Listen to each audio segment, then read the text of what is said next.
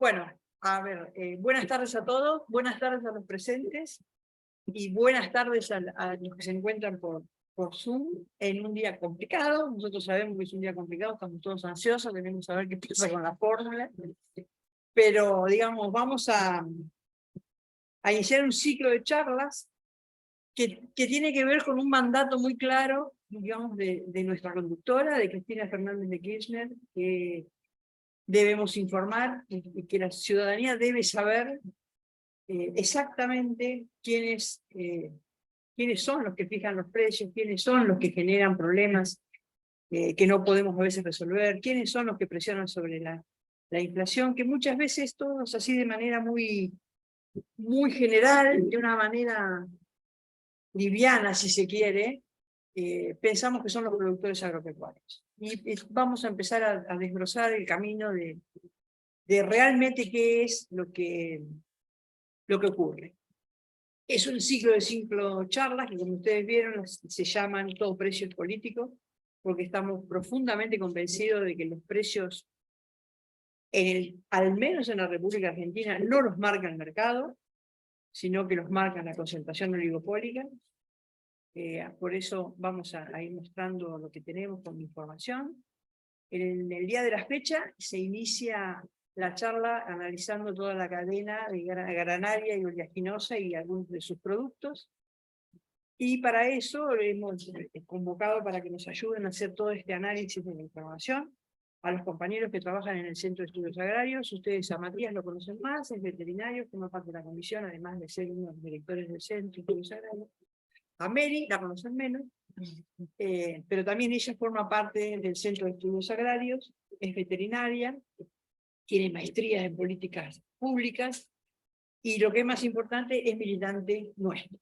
Es una militante del campo popular, que se ha dedicado a desbrozar todo este tipo de cosas. Así que, dicho esto, le doy la palabra a Matías y comenzamos la charla. Bueno, buenas tardes a todos y a todas. Primero que nada, agradecer a Diana, a Oscar Parrilli y a Claudia Bernaza, que llevan adelante lo que es el Instituto Patria, por mandato de Cristina, que estamos todos ansiosos esperando a ver qué dice, qué anuncian en estas horas, pero bueno, y ahí estaremos todos listos como soldados para ir a la batalla.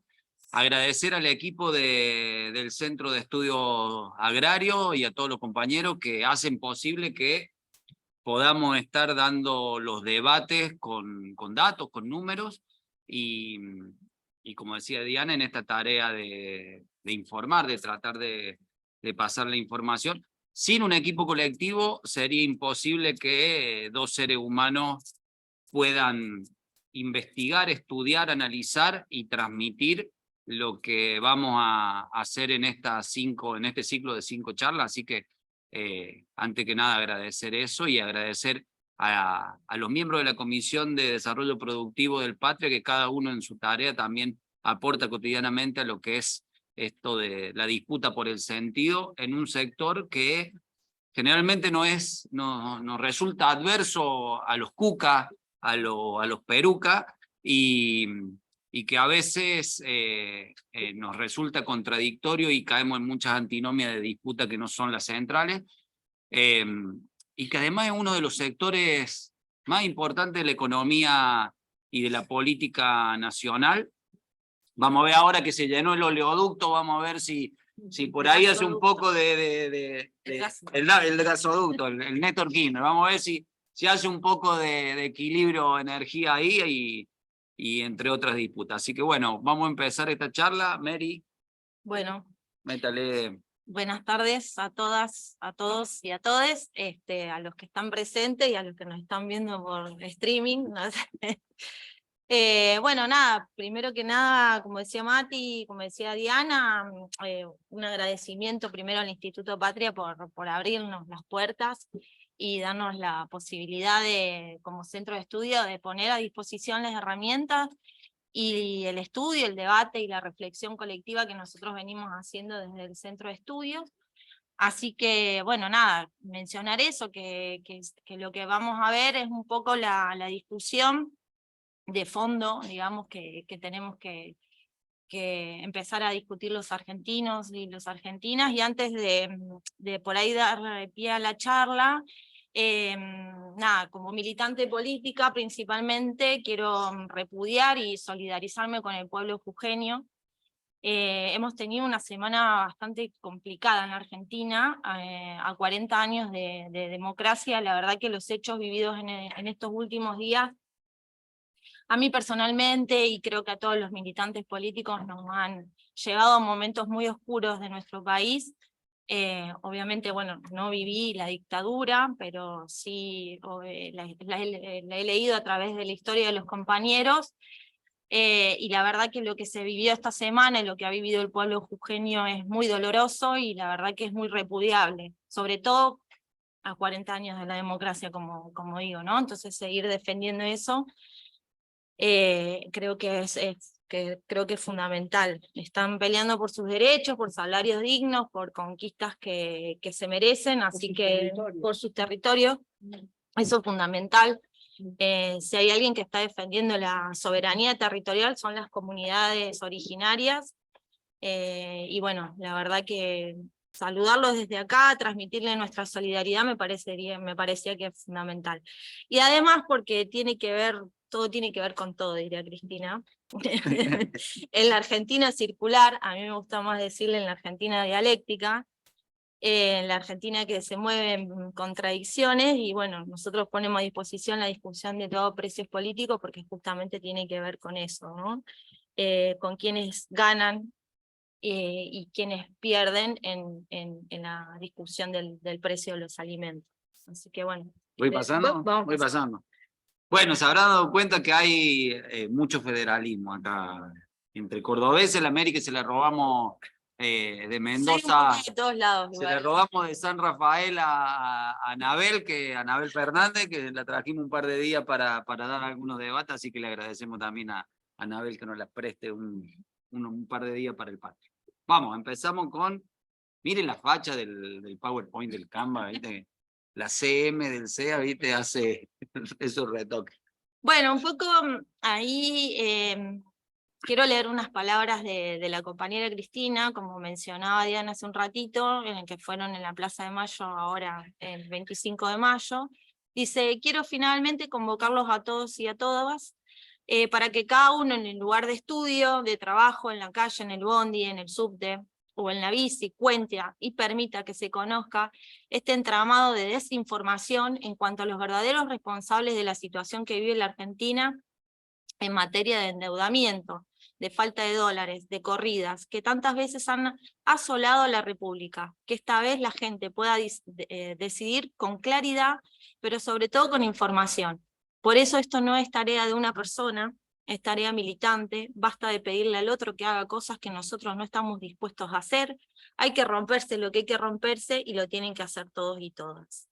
Bueno, más claro, échale agua. Así que bueno, vamos a intentar transitar ese camino de romperse lo que hay que romperse y hacer lo que tenemos que hacer. O sea, un poco el desafío y la tarea que venimos haciendo desde el CDA es esto, ¿no? De derribar mitos que con respecto a la discusión kirchnerismo, que es campo es anticampo. En realidad eso es una antinomia, lo venimos diciendo hace muchísimo tiempo, y bueno, un poco la idea es seguir avanzando en esa discusión, digamos. Sí, por ahí que antes de pasártelo, que esta tarea militante que desde el centro de estudio venimos aportando a la discusión, y que desde que se creó el Instituto Patria, me acuerdo, veníamos con un gran compañero que es el Luca Aguilera, que es un compañero con el que veníamos al Patria allá por el 2016-2017, y es un compañerazo que le pone siempre un poco de cabeza a aportarnos en que el centro de estudio tenga este rumbo, que esté en el Instituto Patria, que banque a Diana y a la Comisión de Desarrollo Productivo, y darnos esta tarea que nos dice Cristina, con todo lo que podemos nosotros, con todo lo que nos va dando. Ahí te paso la segunda plaquita. Bueno, acá lo que vemos es un poco la pregunta, ¿no? ¿Por qué todo precio es político? Y justamente es una discusión, o sea, hay un debate de fondo en relación a la disputa que hay entre el salario y la ganancia empresarial, digamos. Y hablar de lo económico es importante en términos como militantes políticos porque es hablar de las cosas de fondo. Y lo que queríamos mostrar en esta placa es la evolución del salario promedio en pesos y en dólares, desde el 2015 hasta hoy, casi abril del 2023, donde podemos ir viendo cómo se fue variando. En el 2015 teníamos un salario promedio de 15.000 pesos, con un tipo de cambio de dólar de 9 pesos el dólar, y con un salario en dólares, si se quiere, de 1.700 dólares, perdón, que redunde. Después, obviamente, la pandemia macrista, pasaron muchísimas cosas, e hicieron de que ese salario, digamos, disminuyera prácticamente en 500 dólares.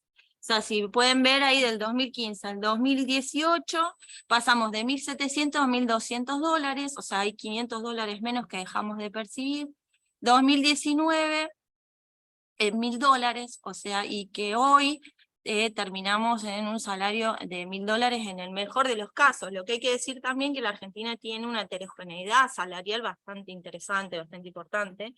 O sea, nuestros salarios no son, digamos, hoy tenemos salarios de mucho menos de 263.000 pesos, ¿no? Entonces, bueno, pero se saca una media. Esta es la media del resto. Exactamente.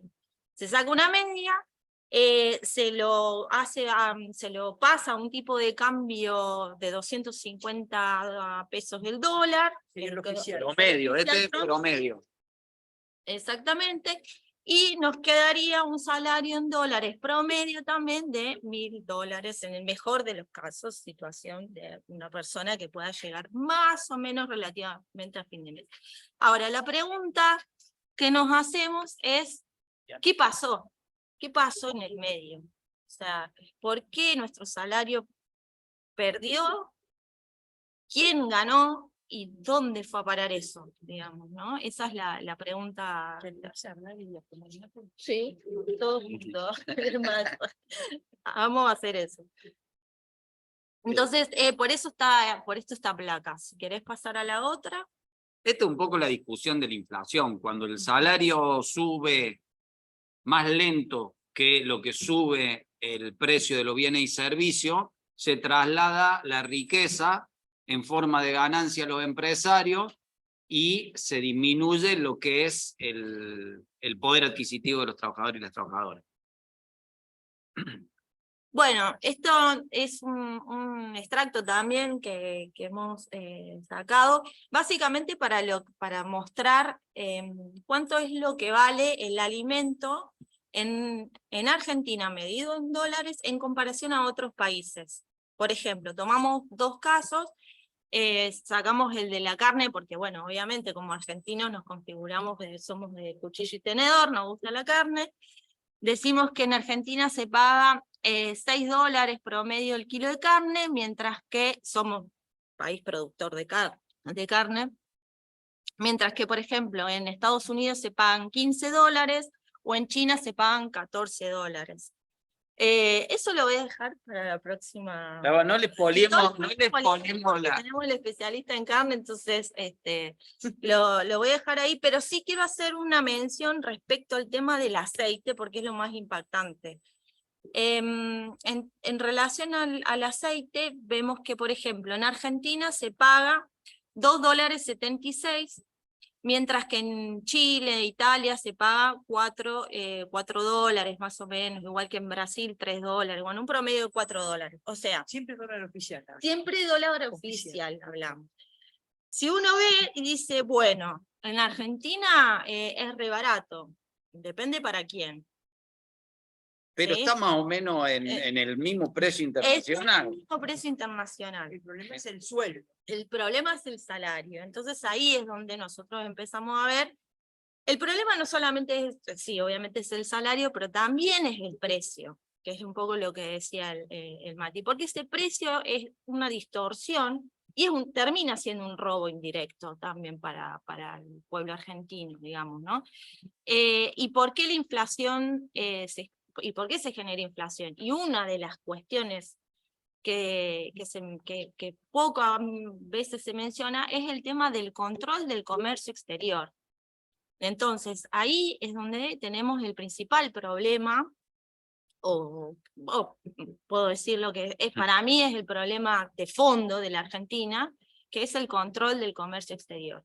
O sea, no tenemos control respecto a en serio, no hay política pública de control de los precios internacionales. Entonces terminamos pagando con un sueldo de $300, en el mejor de los casos, un aceite a $2, o sea, a precio internacional. ¿Y esto por qué sucede?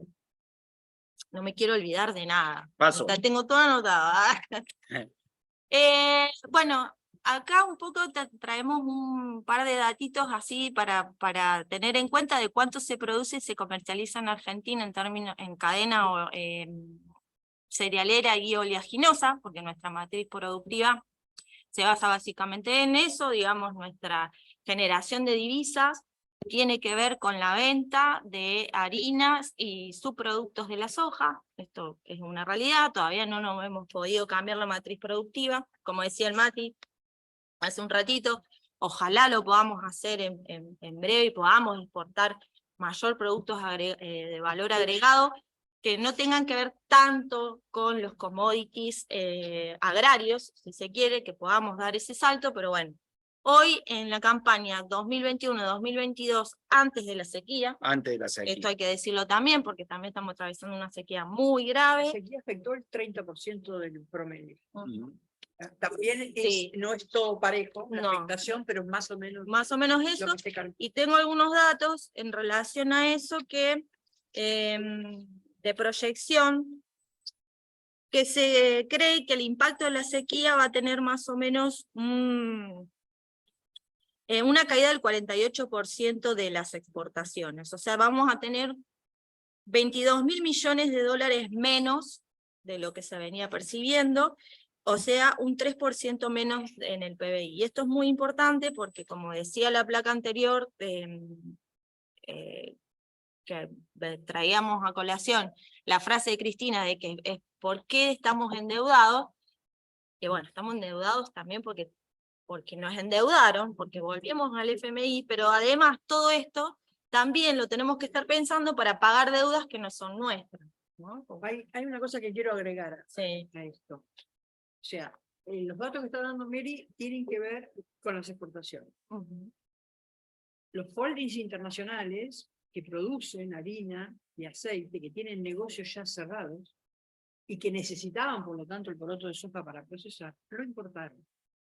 O sea, no solamente perdimos de exportar, sino que se importó grano para poder mantener los contratos que estaban vigentes al hacerse el procesamiento y la necesidad de cubrir esos contratos vigentes en materia de harina y aceite. O sea que en ese caso tuvimos una doble afectación con respecto a la disponibilidad de primero, porque dejamos de exportar, y segundo, porque tuvimos que importar para mantener ese sistema. Bien. Bueno, esos son los desfasajes de la balanza comercial, digamos.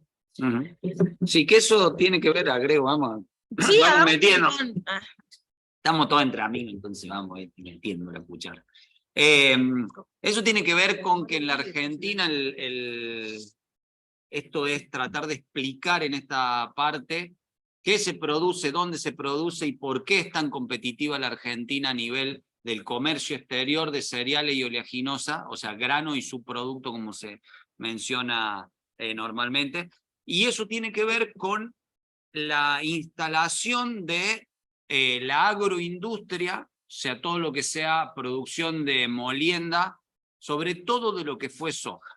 Y eso fue proyecto de agregado de valor que llevó adelante el kirchnerismo, que llevó adelante Cristina y Néstor Kirchner, porque antes de Cristina y Néstor Kirchner, que ahí tenemos un trabajo que se llama ICDC, que lo chivamos ya que tal, hacemos la publicidad, que del Centro de Estudios Agrarios hemos hecho un estudio de con qué se encontró Cristina y Néstor Kirchner antes de Cristina y Néstor Kirchner, se llama ICDC porque es el agro antes y después de Cristina y Néstor Kirchner. Y una de las cosas llamativas era que antes de Cristina y Néstor Kirchner, la cadena de cereales y oleaginosa tenía muy poca industrialización, muy poco agregado de valor. Y actualmente el 87-90% de la soja que se produce en Argentina se agroindustrializa y se exporta en formato de aceite o harina y pele de soja, entre otros subproductos. Y ahí tenía que ver lo que veíamos del precio del aceite, cómo en Argentina se mantiene cerquita el precio internacional en dólares. Bien, ahí para mostrar los números, simplemente se sembraron 35 millones de hectáreas, de ellas son 132 millones de toneladas de granos, dividiéndose en 51 millones de maíz, 42 de soja, 22 de trigo, 4 de cebada, 3 de girasol, 4 de sorgo y casi 5 de otros cultivos. Principalmente en la región pampeana, la zona núcleo, en fin, como le quieran llamar. Bueno, acá es. Acá es, para situarnos en espacio. En espacio. Y en tiempo también. Este es un grafiquito de transporte. Van a ver y por qué era importante eso. Porque fíjense los transportes cómo van todos cerquitos de la zona productiva. Esta es la zona productiva. Y estos son transportes. Bueno, esta placa habla de muchas cosas. Principalmente habla de un desarrollo desigual y combinado que ha tenido nuestro país en términos históricos, digamos. Primero, habla de dónde está concentrada la riqueza, y esa concentración de la riqueza no es casual, para nada.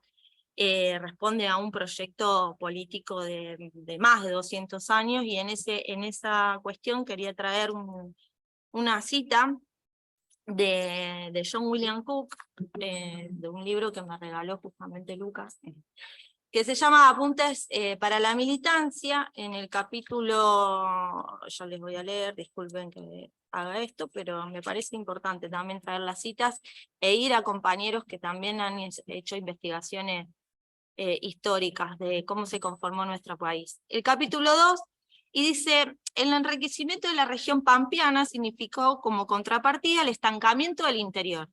El libre cambio tuvo un primer efecto negativo. La producción artesanal de las provincias interiores no pudo resistir la afluencia de manufacturas extranjeras.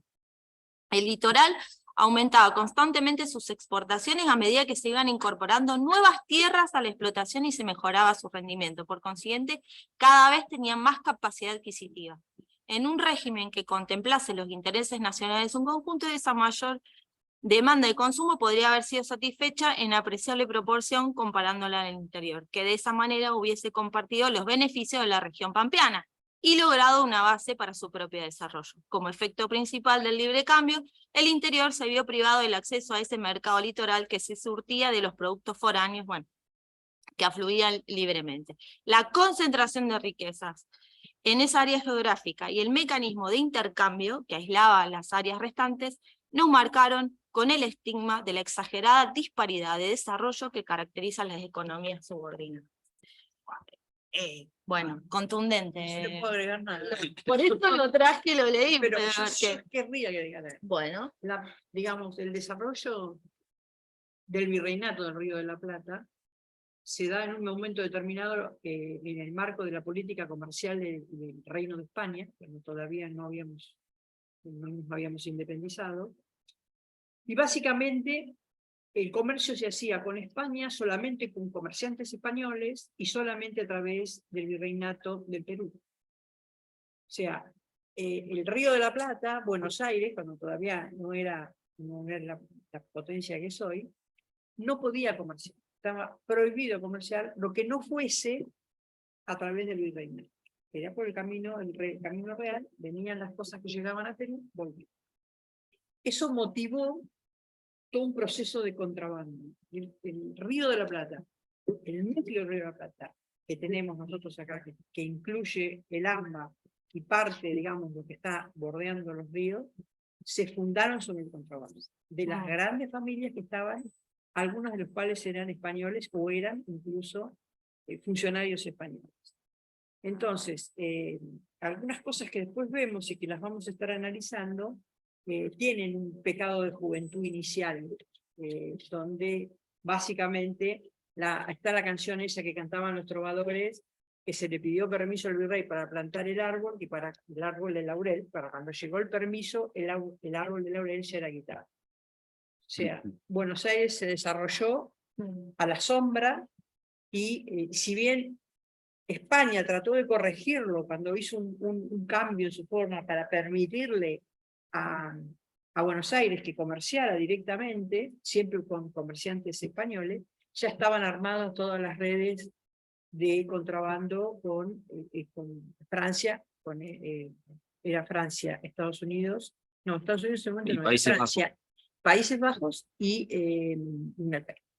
Sí. Entonces, digamos, todo esto que está claramente explicado acá no se inició ni siquiera hace 200 años, se inició Bueno, antes, claro. en la Polonia, con un pensamiento muy de ese tipo de cosas. Estás espoleando la cuarta charla. Bueno. Estás espoleando la cuarta charla, pero está bueno lo que trae de Países Bajos, porque cuando uno se empieza a encontrar con los actores que vamos a mostrar adelante, van a encontrar que muchos de su nacimiento de transnacionales, como Bunge, como Nidera, nacieron en Países Bajos allá por 1800.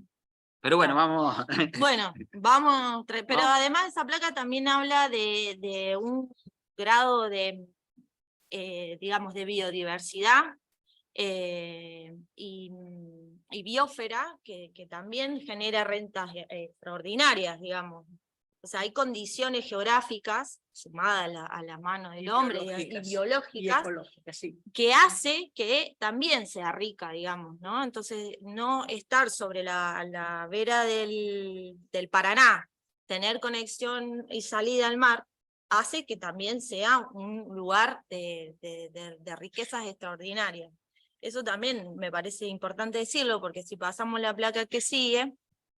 Ahí te agrego una cosita más de la placa. En este lugar se ha desarrollado en la zona más rica en cuanto a biosfera y biodiversidad, como dice la Mary, las tierras donde vos tirás lo que tirás y se produce, el polo tecnológico y agroindustrial argentino que tiene condiciones de conocimiento de punta. Y eso se debe a políticas de hace 70 años que tienen que ver con universidad pública, desarrollo del INTA, del SENASA, del CONICET, ciencia y tecnología aplicada al sector agroalimentario, y es tecnología de punta que compite mano a mano con la tecnología de punta de Brasil, de Estados Unidos, que son sus principales competidores. Y hay también, si se quiere, cierta estrategia en algún momento también de complementariedad público-privada. Pública, sí, o sea, clarísimo. ahí me parece que también un poco Cristina se menciona eso, decir, bueno, a ver, trabajemos lo público y lo privado de manera tal de que se pueda desarrollar toda la Argentina uniformemente. Y creo que un ejemplo discutible, obviamente pues van a empezar a salir cositas, es el desarrollo, por ejemplo, del trigo HB4, que se está estudiando para afrontar la sequía. Después podemos discutir otras cuestiones. Pero sí tiene una connotación muy importante porque hay mucho de trabajo estatal, digamos, hay de universidades. El desarrollo fue público. Bueno, ahí está. El desarrollo del gen fue público. Luego eso es una participación de los investigadores con un acuerdo con una empresa, pero el desarrollo básico es público. Bueno, ahí está, ese es el conocimiento del que decía el Mati. El conocimiento estratégico del que después disponen muy pocos, o disponen esas ganancias muy pocos. Por eso también hacemos mención a la importancia que tiene lo público, porque si no, después salen los paladines de la derecha a decir que caíste en la universidad pública. Sí, bueno, está. Hoy muchas empresas en Argentina, si no son todas, tienen las ganancias que tienen gracias al conocimiento desarrollado en este país por la universidad pública. Los organismos de ciencia y tecnología. Y los organismos de Sí. ciencia y tecnología. Entonces me parece que eso habla también de la visión política que tenemos que tener en Argentina, o del programa.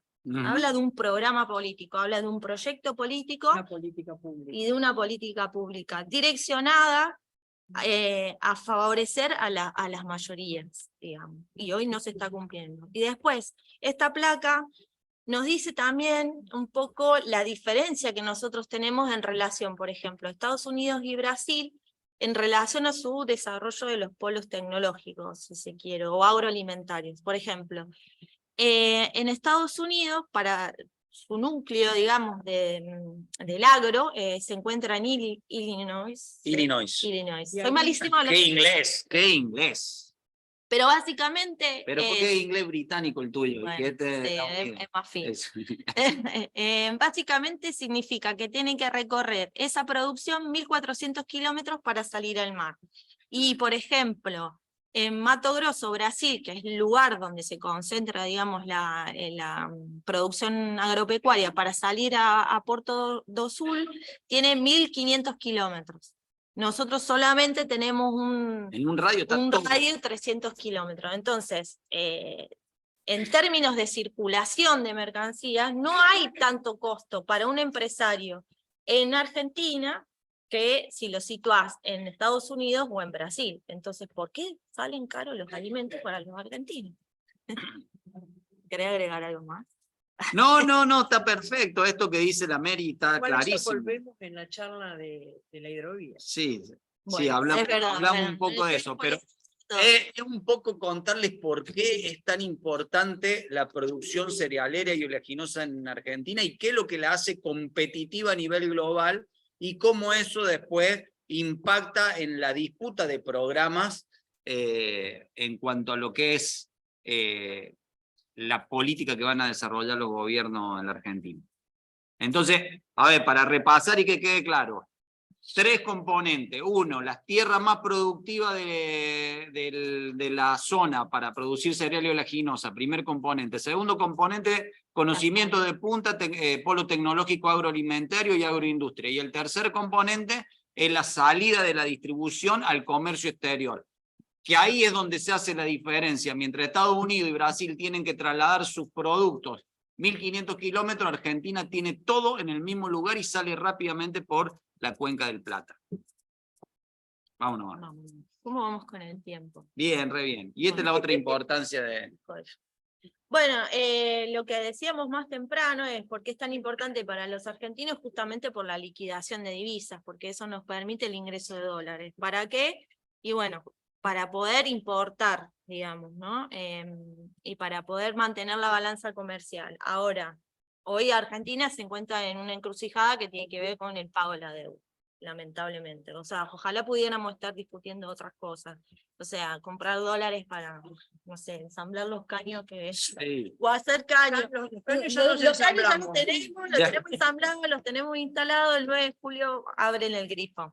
Transpiramos todo, pero están. Y miren en esta placa, para los que hablan del peronismo anticampo, del kirchnerismo anticampo, de que los cucas estamos en contra del agro, miren lo que es el desarrollo de generación de divisas de la producción agrícola argentina y la agroindustrialización. Y esto es una placa de Ciara Sec, Esto no lo hizo el CEPA, ni el CEA, ni el CIFRA. Esto es Ciara Sec, antes de Néstor y Cristina, a menos de 10.000 millones de dólares. Esto está medido en miles de millones de dólares. Menos de 10.000 millones de dólares se generaban por divisa de la agroexportación. Fíjense cómo fue creciendo y cómo además se estabiliza producto de la agroindustrialización. Van a haber algunos baches que son producto de sequía, pero sin embargo, a pesar de sequía, vos tenés durante el último gobierno de Cristina, que se estabilizó alrededor de los 20.000, 22.000 millones de dólares. Bueno, y después habrá que preguntarle a Guzmán y a Culfas qué hicieron con lo que les sobró en los últimos años, que fueron extraordinaria la generación de divisas producto de factores externos que elevaron el precio de los commodities. Festival de importaciones. Entre otras cosas, jueces, Cuba.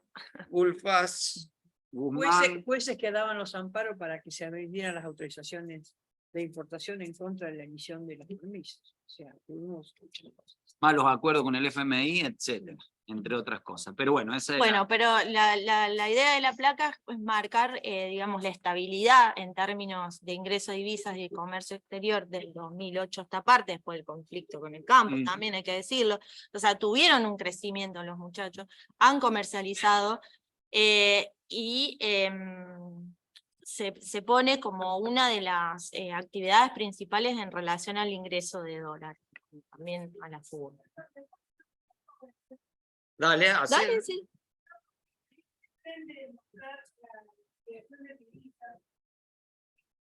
Tratando de identificar tanto el discurso de odio que responden. Esta es la liquidación de divisas. ¿Cómo impacta en lo que ellos han agregado de sus impuestos? Porque el tema de los impuestos, mucha gente le sacan.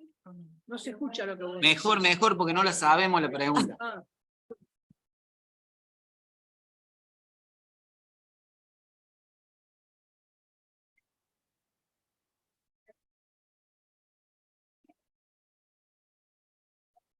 Nosotros tratamos de entender o de desarmar justamente ese discurso que supuestamente los impuestos les llevan. A ver, yo te voy a contestar, con respecto a eso te digo, ellos estudiaron en el libro Las 50 sombras del agro que publicaron, demuestran con las medidas que toma el macrismo, que en realidad en los años sin retenciones fueron los años más perjudiciales para ellos. Quiere decir que no se puede demostrar que hay una correlación positiva baja la rentabilidad si aparecen las retenciones. No se explica eso. Los números no se ve que haya una correlación directa.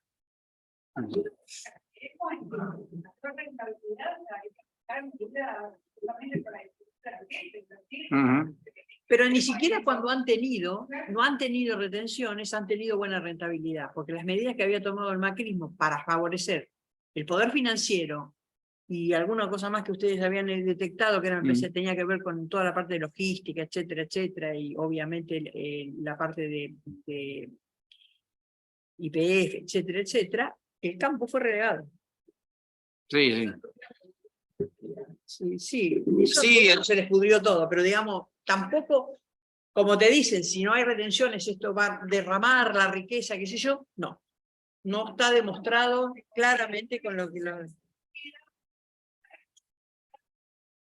Sí, acá hay algunas discusiones, básicamente lo que queremos mostrar en esta placa es la importancia en cuanto a la economía, el ingreso de divisas de este sector, que es hoy actualmente el más importante, con más del 60% de las divisas que ingresan al país provienen del sector, del sector agropecuario, de la producción de manufactura de origen agropecuario. Hay otras discusiones que por ahí te ponen como antinomia lo que es carga impositiva y demás, que en realidad tienen otras disputas que también a lo largo de las charlas la vamos a ir avanzando. Hay una charla donde vamos a discutir el rol del dólar, el impacto del dólar, la influencia del dólar en el sector agroalimentario, que tiene se esconde mucho de antinómico en el debate, sin embargo no hacen a lo central, que es como decía la Mary, Argentina no tiene un control ni interviene de manera competitiva en el sector más productivo de su economía, y ahora lo vamos a ver por qué. O sea, porque todo esto que mostramos por qué es importante, dónde se produce, cómo se produce, empieza, y cuántas divisas genera, empieza a tener algunos actores que ganan. algunos actores que ganan. Después, perdón, ahí para aportar a la reflexión, digamos, hay algunos correlatos y también brazos de maniobra que se utilizan en relación a determinados temas. Y las retenciones es uno, porque en realidad la mesa de enlace lo que hace también es jugar políticamente con su fuerza social, que son los productores, decir, no, las retenciones, bueno, en realidad las retenciones deberían estar pensadas, porque nosotros no decimos no a las retenciones, sí a las retenciones segmentadas, para poder evaluar también quién es quién en la cadena, porque no es lo mismo una retención a las empresas que comercializan al exterior, que en definitiva, si vamos avanzando, vamos a darnos cuenta, de que tienen el control de no solamente de los puertos, sino también del conocimiento, del transporte, de los pools de siembra. Entonces, cuando vos empezás a ver, se concentra todo en determinadas empresas, en determinados nombres, y después se lanza al debate a los productores. Se habla de los productores, como si todos fueran lo mismo. No. Primero, no todos los productores son lo mismo, no todos tienen la misma cantidad de hectáreas, no todos hacen soja de la misma manera. Entonces, cuando se habla de las retenciones, hay que hablar a quién se lo pone, para qué. El tema es que después las empresas se las trasladan a los productores. Y esa mesa de enlace no va a quejarse la empresa, va a quejarse el gobierno. Entonces ahí es donde empieza toda la maniobra y la manipulación política y de la opinión pública de cómo son manejadas las cosas. Entonces las herramientas a veces están bien pensadas, a veces no, pero el tema es el tratamiento mediático que tienen esas cosas. Entonces me parece importante volver a la primera placa y tratar de ver de cómo hacemos para desmenuzar esas cosas, porque guarda, yo en el 2008 también me comí el discurso que era el campo. Aparte estudiaba veterinaria en Río Cuarto. O sea, pero no tenía ni para plantar una maceta con una planta de soja, pero sí me defendí el campo. Entonces, bueno, y hoy estoy acá, por suerte.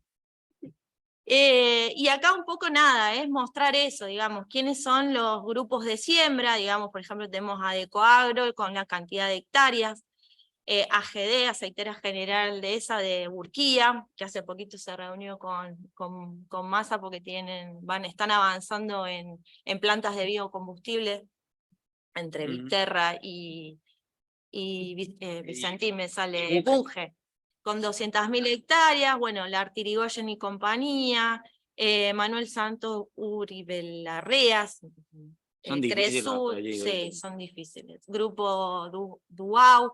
Bueno, son empresas que en realidad tienen... Me dejaría observar de que los globos, que tuvimos una etapa donde los globos para nosotros eran los pulpos, son los octavos. Sí, pero a ver, estas son... Lo que vemos en esta placa es que cuando vos observas el universo de productores de soja y de maíz en la Argentina, tenemos alrededor de 60.000. 62.000 productores, de los cuales el 20% concentra el 85, 86, 87% de la producción, con un promedio de hectáreas sembradas que van alrededor de las 1.000 hectáreas. Pues sí, eso es poquito, pero cuando vos escarbas y te encontrás que dentro de ese porcentaje hay algunos grupos que declaran que siembran 210.000 hectáreas, 200.000 hectáreas, 79.000 hectáreas, 80.000 hectáreas, así, pucha, che, no es que está tan atomizado. Y ahí es donde lo que dice la Mary cobra importancia. Plantear un esquema segmentado donde al pequeño y mediano productor se le segmente los derechos de exportación es fundamental, porque estos son los muchachos que tienen la capacidad de sembrar y mover la aguja a la hora de producir en la Argentina. Y la que sigue es de los grupos... acopiadores de granos, porque acá también la discusión es, se muestran los grandes silos llenos de los granos, silos bolsa. Silo bolsa. ¿Quién tiene capacidad para tener esa cantidad de silo bolsas en sus campos? Insisto, no son los productores pequeños, medianos, son grandes acopiadores, grandes grupos de acopiadores que tienen la capacidad de poder guardar el grano que ya le compraron a los productores, que seguramente no le pagaron y que lo tienen guardado para venderlos cuando el dólar les favorezca, digamos, ¿no? Ahora, eso sí, a la calle salen los productores eso. Sí. Bueno, ese es el debate, pero nosotros también tenemos que quiero buscarle la vuelta. que noten una cosa, la mayor capacidad de acopio es de una cooperativa nacional. O sea, cuando nosotros revoleamos, vamos a ir a cooperativas y qué sé yo, no es que uno con una cooperativa resuelve el problema. Es con una cooperativa que funcione de otra forma. Acá hay una cosa para nosotros importante, esta placa, sobre todo para los militantes del campo nacional y popular, sobre todo para los militantes del kirchnerismo, del peronismo, que a veces nos comemos la curva de salir a exigirle al productor que tiene su soja guardada en un silo bolsa, que culpa de ellos se desestabiliza la Argentina. Eso nos pasó el año pasado cuando apareció el primer dólar soja, que fue un papelón del presidente del Banco Central, una mala política que después la mejoró Sergio Massa. Bueno, cuando sucedió eso, salimos casi que eufóricamente a decir, los productores sojeros tienen la soja en los silos bolsa. Un silo bolsa tiene la capacidad de guardar 200 toneladas de soja. O sea, un productor que tiene guardado 5 silos bolsa tiene 1000 toneladas de soja. Está bien. Él puede cambiar la Hilux si vende o no vende la soja. Nosotros lo que guardamos ahorrado nos determina si pagamos la tarjeta o no pagamos la tarjeta, si vamos al cine o no vamos al cine. Hay esa diferencia fuerte. Sí, pero no es esa la Pero riqueza. no es, claro, no es esa la discusión. ¿Qué pasó el año pasado cuando Sergio Massa implementó correctamente, o sea, no correctamente, sino técnicamente fue correcta la implementación del dólar soja y logró su meta? Se logró una liquidación de soja. Ahora, ¿quiénes fueron los principales liquidadores de soja? Fue Viterra, que tiene una capacidad de acopio de 4 millones de toneladas. Fue AGD, fue Bunge, 3 millones. Cajín. Entonces vos decís, ¿quiénes eran los que tenían la capacidad de retener la soja? ¿Quiénes son los que tienen capacidad de definir que ingresen o no ingresen divisa? ¿Quiénes son los que tienen capacidad de desestabilizar económicamente el país con el ingreso o frenar el ingreso de dólares a la Argentina? Y esta placa nos parece sumamente importante. Nosotros en ese momento, como centro de estudio, debatimos mucho.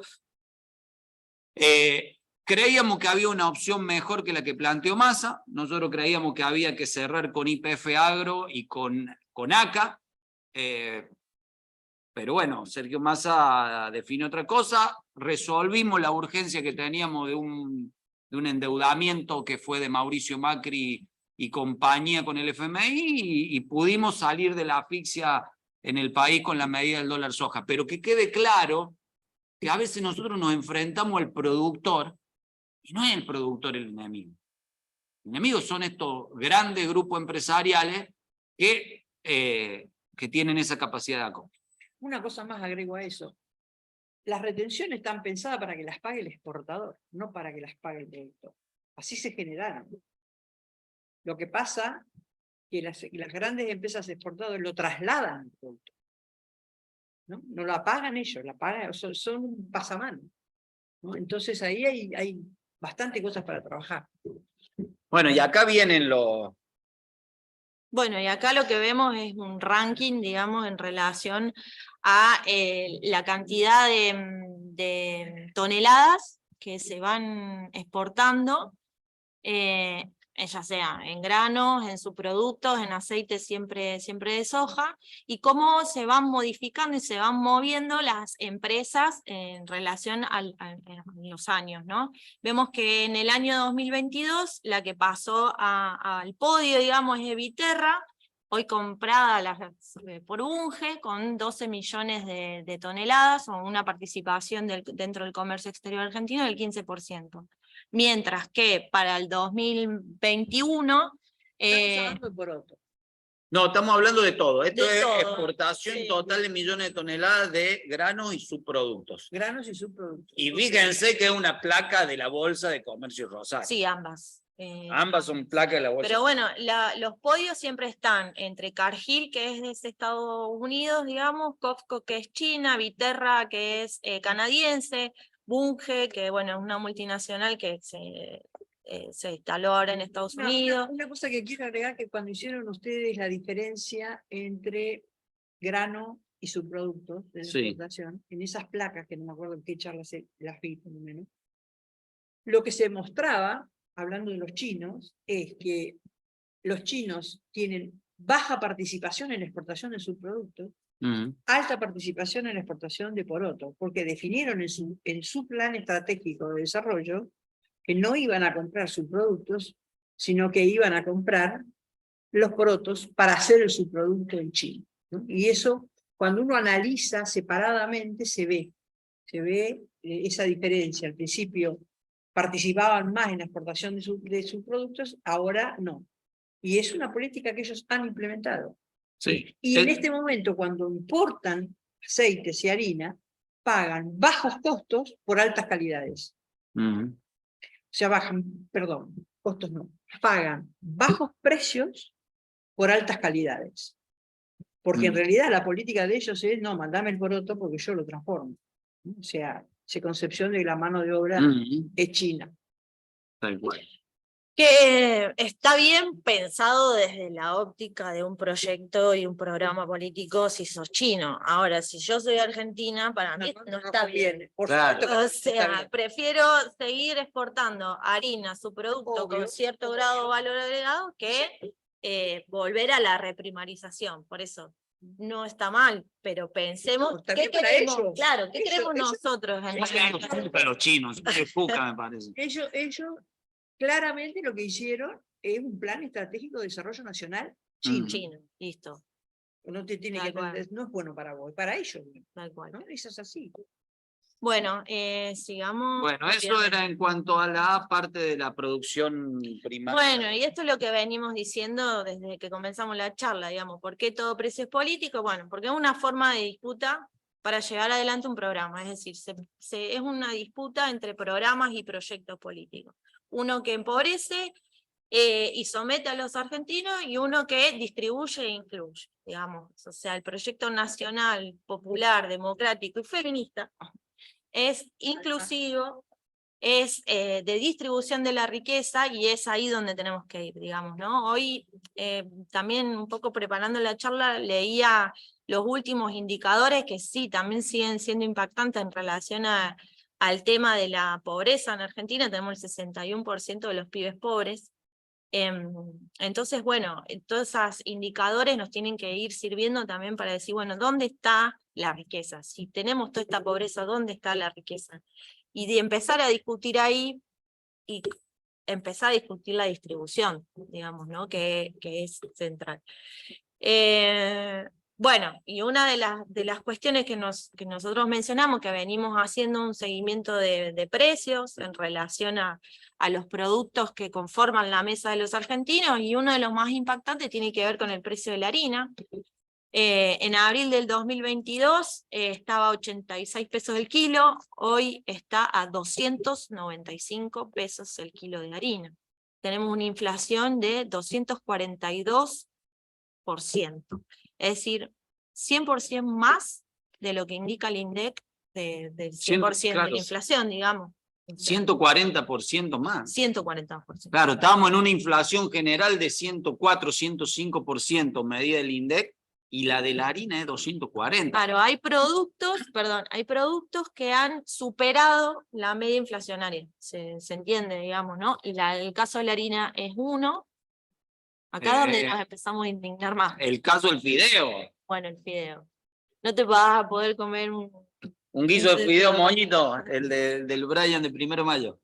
Bueno, los fideos tienen un aumento de 256%, o sea, en abril 2022, 100 pesos el paquete de medio kilo, en abril 2023, 360. Entonces, ahí hay otra vez transferencia de riqueza, hay una transferencia indirecta, digamos, porque la inflación lo que hace es justamente quitarle capacidad adquisitiva al salario, digamos. Esa es la realidad. O sea que los empresarios son muy vivos, así que para robarnos.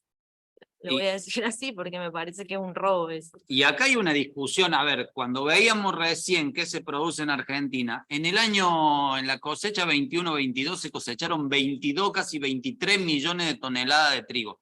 En la del año pasado, bastante menos, casi 12, 13 según la fuente, pero el uso lo que necesita el mercado interno de trigo ronda alrededor de los 6, 7 millones de toneladas de trigo para el uso de todos los productos que consumimos los argentinos y las argentinas.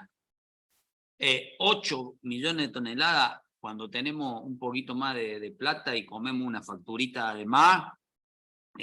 Entonces voy a decir, ¿dónde se produce? Si nosotros producimos esa cantidad de trigo suficiente y además un saldo exportable para generar divisa, ¿qué pasa? Que aumentan los precios y que aumentan traccionando la inflación en general, como vemos, 150, 140% más de lo que era la inflación media. Sí, con el trigo también ahí hay una cuestión que se agudizó también el tema del debate del precio con el tema de la guerra en Ucrania, digamos. Entonces, es con esa excusa.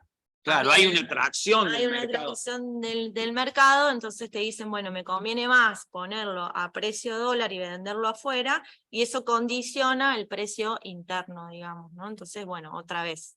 Por eso hay un pico inflacionario también. No es una cuestión de producción del trigo, no es que no haya. Pero ahí muestra también una debilidad nuestra, porque el problema de la guerra lo que mostró que, por ejemplo, nosotros no producimos fertilizante.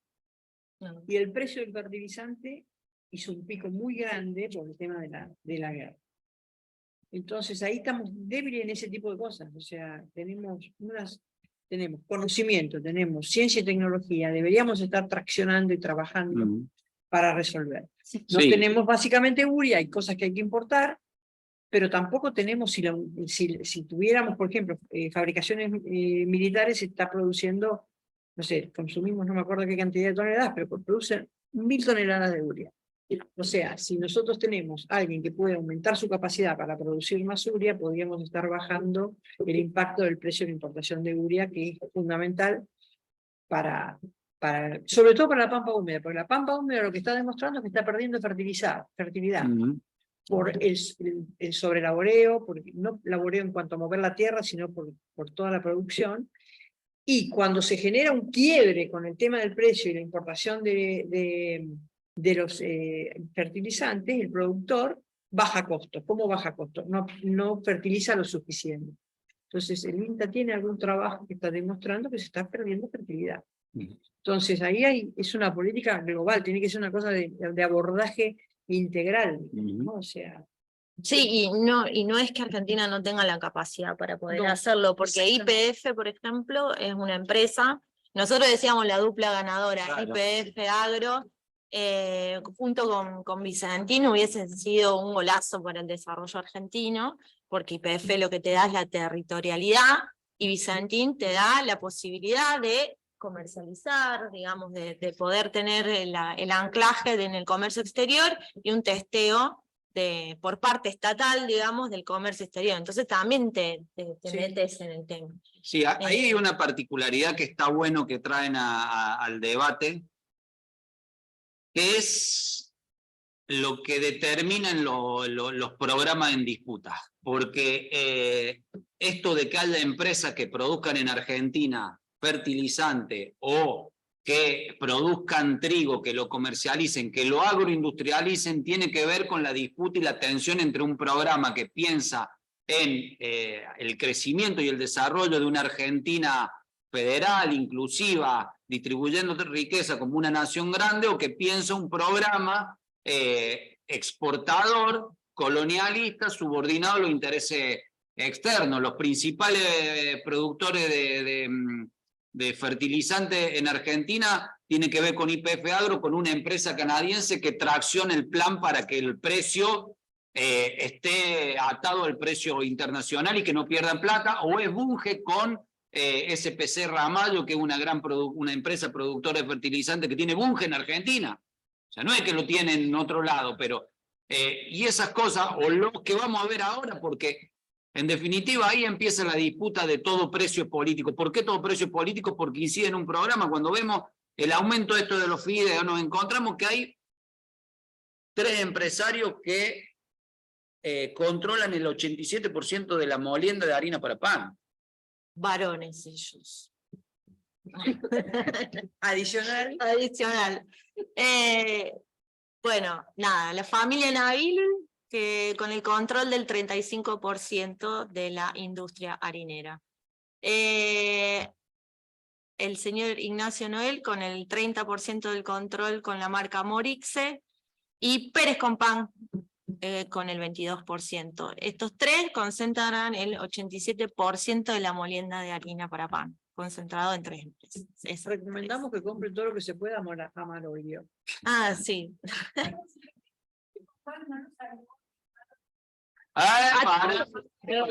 Que está adelantando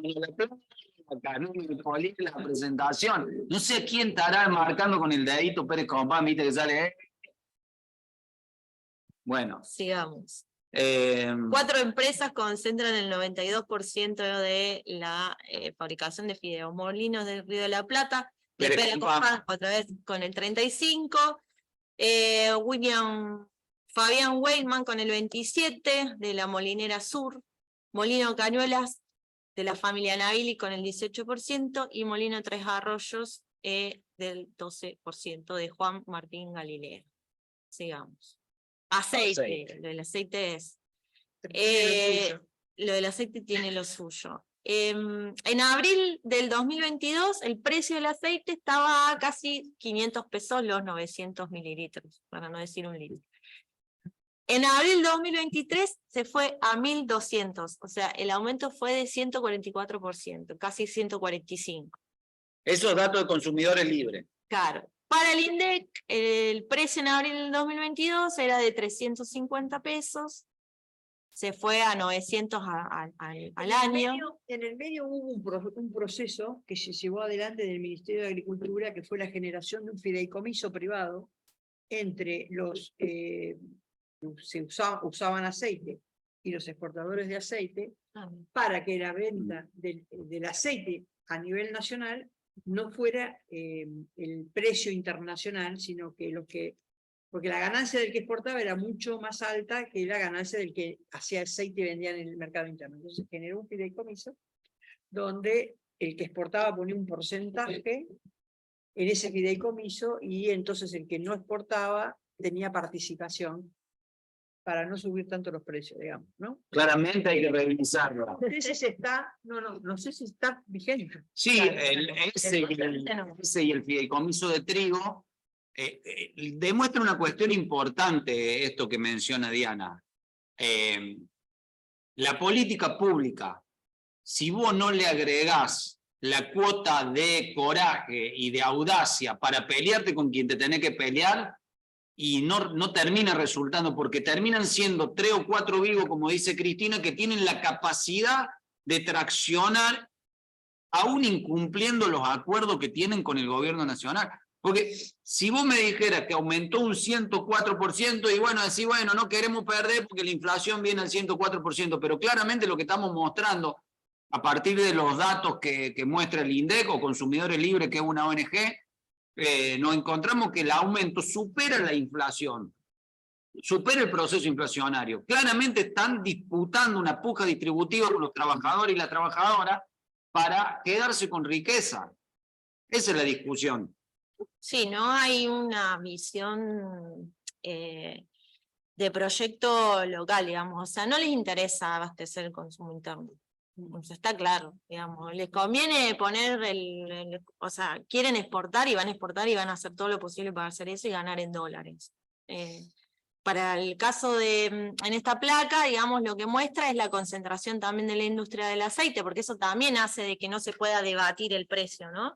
Cuatro empresas se ponen de acuerdo, entonces tampoco el monopolio empieza a condicionar todo, digamos.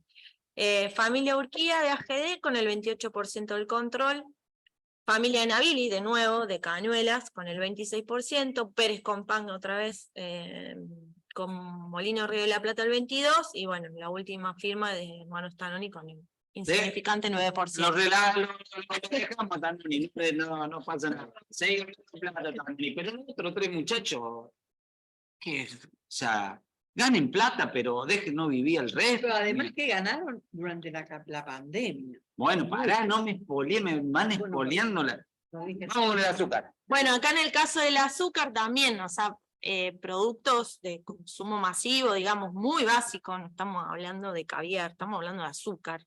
1 kilo de azúcar en Argentina en abril 2022 valía 110 pesos. En abril 2023, 355. La inflación fue del 223%, o sea, no hay que endulzar nada, básicamente. El azúcar. El azúcar. ¿Qué pasa? Acá también está buena, el otro día lo charlábamos un poco con los chicos del CEA, con los compañeros, con los colegas, decíamos, bueno, ¿qué te dice Infobae? Infobae dice, no, bueno, fue la sequía. Bueno, a ver, entonces nosotros nos pusimos a buscar y dice, bueno, ¿fue realmente la sequía? Y no, cuando nosotros empezamos a ver, vemos que la cantidad, digamos, de caña molida y la producción de azúcar durante el 2008 al 2022 se mantuvo más o menos estable, o sea que no sería un problema la sequía en la determinación del precio del kilo de azúcar. No tiene picos, digamos, graves, o no estaría tan condicionado por la cuestión climática, por lo menos lo que se ve en esa placa. Entonces lo que nosotros decimos, bueno, alta FACNIR te mandar. ¿Cómo hacemos para revertir eso? Infobae llegó a la cabeza de 1 millón de personas. Bueno, trataremos de dar la discusión desde nuestras herramientas desde acá, diciendo, no, estás mintiendo, o por lo menos mostrame los gráficos que dicen de que la sequía tiene un impacto en la producción de caña de azúcar o en la molienda de azúcar, que hacen que determinen el precio del kilo en góndola. Bueno, eso no Eso un poco lo debatíamos con la Mary y decíamos, ¿qué haces cuando tenés una fake news? Es hacer el ejercicio de ser protagonista de lo que dijo Cristina, ir a buscar, investigar y analizar si realmente lo que está vendiéndote Infobae era lo correcto. Bueno, descubrimos que no, entonces, ¿qué es lo que era? ¿Qué aumentó? ¿Y qué fue lo que produjo el aumento del azúcar? La desidia. Los 3, 4 vivos, esto. Claro, Ledesma, la decisión de 4 vivos diciendo hay que remarcar. O sea, claramente Ledesma tiene pole position. 4 empresas, el 92% del mercado del azúcar. 4 empresas. De la familia Blaquier, que en el trasfondo también, bueno, nos remite a Jujuy, ¿no? Con el 46% del control del mercado, el otro tiene 14, el otro el 8, Arcor. Y Pagani, el 22, Arcor. O sea, 2 muchachos que están dentro de los grandes grupos empresariales, controlando casi el 70% del mercado del azúcar. Y hablamos de Blaquier. Y ahí empezamos a encontrar un poco lo que es el imperio Blaquier.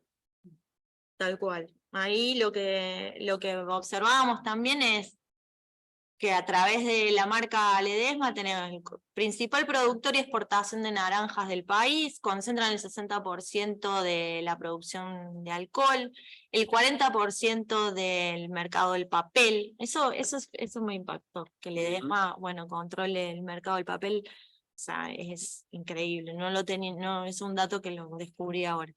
Bueno, vendió a Cargill la industrialización del maíz en San Luis y obviamente tiene una de las principales productoras de carne porcina, fiambres, embutidos y también de biocombustible. Biocombustible, bioetanol. O sea, hay una diversificación de este grupo empresarial que sí, vos me Bueno, decís... y en el fondo seguramente que también deben tener litio. Capaz. Y si se lo vamos a dejar a la gente de la Comisión de Energía para que dé ese debate. Pero acá hay una cuestión importante y que uno, además de los gobiernos de Néstor y Cristina, no es que planteaban eliminemos a estos empresarios. El problema que tenemos es que estos empresarios con esta red, que es bárbaro, buenísimo, cómo creciste, cómo diste trabajo, pero el accionar de estos empresarios está en pos de un programa que le disputa el bolsillo a los trabajadores y a las trabajadoras. En pos de un programa que hace que cuando la Argentina tiene el 60% de los niños debajo de la línea de la pobreza, te aumente el azúcar el 223%, y no le importa nada, y te desestabiliza el país. Son la misma red de empresarios que... porque un poco también, esta es la placa que recién nos expoliaba la ingeniera Guillén. Esto fue el año 2020, pandemia, todos guardados, el Estado poniendo subsidio para los empresarios, hay que decirlo como se llama, subsidio para los empresarios para que no echen a los laburantes. Y estos tres muchachos, estos tres vivos, a los que hay que sumar otro más, como la anónima de los Peña Brown, Navili, que no estaba, pero estos tres declararon... Clarín. Declararon estas ganancias. O sea que no sabemos lo que no declararon. Esto es lo declarado. Y agrego algo con esto, porque volvé para atrás en la placa. Ledesma es un excelente ejemplo para poder evaluar la idea de que muchos, no voy a decir todos porque no son todos, muchos empresarios tienen el concepto comunista para sus pérdidas, socializar sus pérdidas, y tienen un criterio total y absolutamente capitalista para sus ganancias. Y el ejemplo que hay es que cuando el gobierno nuestro lanza el programa de transformación y de generación de plantas de biocombustible, Ledesma saca la plata de Ledesma Azúcar, la pone y pide préstamos y pide subsidios para el desarrollo de sus plantas de biocombustible. Se genera casi una quiebra de Ledesma Azúcar y el Estado salió a salvarlos. Porque fue el pedido, porque si no, la gente se quedaba sin trabajo. Entonces, no es que estaban en quiebra el grupo. Ellos mismos vaciaron Ledesma porque la plata se fue hacia el programa de generación de subproductos y de transformación de biocombustible. Y como estábamos en quiebra, es más, el Estado en un tiempo tuvo un director en el directorio porque había puesto la plata para salvar la empresa. Entonces, ese criterio de que socializo las pérdidas y privatizo las ganancias es exactamente el mejor ejemplo. Bueno, y eso tiene que ver con... Sí, además, bueno, creo que está más adelante, Sí. igual, pero también es la historia de cómo se fueron conformando como grupos empresariales, que es bastante nefasta, digamos. Qué bueno, que esto, viste, vamos en el ping-pong y nos vamos adelantando algunas cosas. Estos muchachos se organizan en la red Copal. Y acá va un poco lo que dice la mente, lo ponemos y listo. Mirá. ¿De dónde nace la Copal? Y ahí está lo de la historia de Blaquier. O sea, y ahí está el por qué uno tiene que conocer la historia y exponer lo que es Blaquier. Blaquier, Carlos Pedro Blaquier, que falleció libre y cuasi impune hace poquito, dio su salto como empresario con el golpe cívico-militar del cual formó parte, prestando sus vehículos, su infraestructura, marcando trabajadores en lo que fue el apagón. Sí, falta Clarín también. Sí, pero Techín fue muy importante, y fue muy importante toda la familia Brown. Dentro de o sea, a ver, cuando se da el golpe de Estado en 1976, que estaba Isabelita Martínez en el gobierno, la deuda externa de la República Argentina era alrededor de 5.800, 5.900 millones de dólares. Era una campaña de trigo. Del proceso, lo primero que se hicieron con los milicos, porque digamos, los milicos dan el golpe porque atrás tenían todos estos tipos, ¿no? O sea, está claro que fue un golpe cívico-militar, no fue un golpe militar solamente. Los primeros 2 años fue un festival de compra de armamentos obsoletos para el ejército. Pasamos de 5.800 millones de dólares alrededor de 25.000. En el 82, creo que fue esto, se hace, ¿cómo se hizo? Estaba Martínez de Oz en el Ministerio de Economía y Cavallo en el Banco Central. ¿Cómo se hizo? No podían pagar las empresas privadas que habían tomado préstamos en dólares, no podían pagar de la devolución de sus préstamos internacionales en dólares, entonces, ¿qué es lo que hace el Estado? Sale a ser garante de la deuda privada. Primer paso. Segundo paso, se declaran insolventes para pagar la deuda privada. ¿Quién la pagó? Nosotros. Y eso fueron alrededor de 12.000, 13.000, 14.000 millones de dólares. Que ya lo pagamos una vez. Techín se la dimos 2 veces. Porque primero Techín era nacional, se la dimos a un grupo empresario, y después se declararon insolventes y le pagamos la deuda externa. Estamos hablando de eso, ¿no? Ahí es donde está la disputa de por qué todo precio es político. Y fíjense esto que veíamos de dónde nace la copla. Blaquier, más Bungiborn, más Terrabusi y otros más fundan a partir de la CIPA la Copal en el año 75. Y el 16 de febrero del 76, o sea, 20 días antes del golpe de Estado, organizan la misa que bendice el llamado a los cuarteles en la iglesia de Nuestra Señora de los Inmigrantes. O sea, para que tengamos dimensión de por qué todo precio es político. Claro, le pagaron muy bien porque le estatizaron la deuda, creció y fue una empresa que hoy es uno de los 3, 4 vivos, un empresario que tiene, según Forbes, creo que 850.000 millones o sea, es uno de los ricos, más ricos de la Argentina y del mundo. Por eso creo que también, pasando la placa anterior, digamos, la conformación de estas empresas lo que más tiene que ver es la sangre.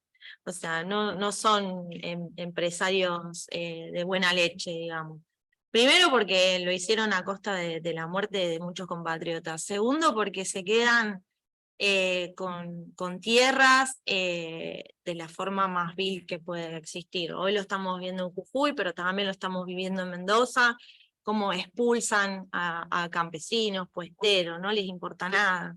Arremeten contra cualquiera en cualquier situación, entonces por eso decimos que todo precio es político. Y además, porque también hay un debate que obviamente lo pone sobre la mesa Cristina, que tiene que ver con que el poder hoy en Argentina, apenas tenemos dentro de lo que es el gobierno o el Estado, apenas del 30%. Digamos, hay una cuestión también de un desfasaje en los análisis políticos que tienen que ver con quiénes son los que tienen el poder, porque también decimos, bueno, el poder acá la tienen grandes empresas transnacionalizadas, Blaquier, todos los que fuimos mencionando, Pérez Compán y demás, pero todos estos muchachos también están dentro de una red que se llama la Coordinadora de Industrias de Productos Alimenticios, en donde vemos otras empresas transnacionales, pero hoy estoy aquí que hay 3 grandes fondos de inversión, como BlackRock, State Street, bueno, el Banco de América, que es un banco, pero estos fondos de inversión como Vanguard, State Street y BlackRock son lo que se viene constituyendo desde el 2008, se podría decir, a esta parte, como una nueva aristocracia financiera que detenta un poder. Hoy me estaban comentando de que en la guerra Rusia-Ucrania entró a jugar en BlackRock y todo el apoyo que le da el gobierno ucraniano es a cambio de todos los recursos naturales de Ucrania. O sea, Rusia no está peleando contra Ucrania, está peleando contra BlackRock. Bueno, en definitiva un poco en el trasfondo es eso, porque también la discusión de nuestra deuda tiene que ver con eso, sí, con esos actores, digamos, ¿no? También para dimensionar dónde está el poder. Bueno, y nada, ya para ir terminando también, algunas últimas frases que son las que más nos están interpelando en este tiempo, digamos, que de Cristina, cuando fue ahora en la última Plaza de Mayo, dice: el problema que tenemos acuciante es la distribución del ingreso. Créanme que para distribuir el ingreso muchas veces hay que ponerle carita fea a los que tienen mucho, y no se trata de confrontar.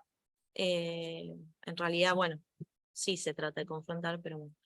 No podemos seguir atados a una economía primarizada, no podemos seguir atados a los precios internacionales o a que llueva o que salga el sol. Necesitamos dar un salto cualitativo los argentinos de articular lo público y lo privado, una alianza para agregar valor, para incorporar tecnología. Hoy la tecnología en el agro, bueno, va a ser parte de otros debates también, pero está siendo punta de lanza y eso también es importante, el desarrollo tecnológico. Pero bueno, para finalizar, cuando uno ve las principales economías que han surgido en los últimos 20 años, fundamentalmente en el lado asiático, lejos está de la doctrina que nos quieren imponer acá, que lo privado y el mercado todo lo resuelven. Al contrario, son modelos de acumulación acordados entre el sector público y el privado en las actividades que más retorno provocan, y por lo tanto mayor incorporación de tecnología, de valor agregado y de trabajo calificado. Esta es la discusión que están esperando millones de argentinos y no las boludeces que se dicen todos los días en los medios de comunicación. Así que bueno, esperamos haber aportado nuestro pequeño.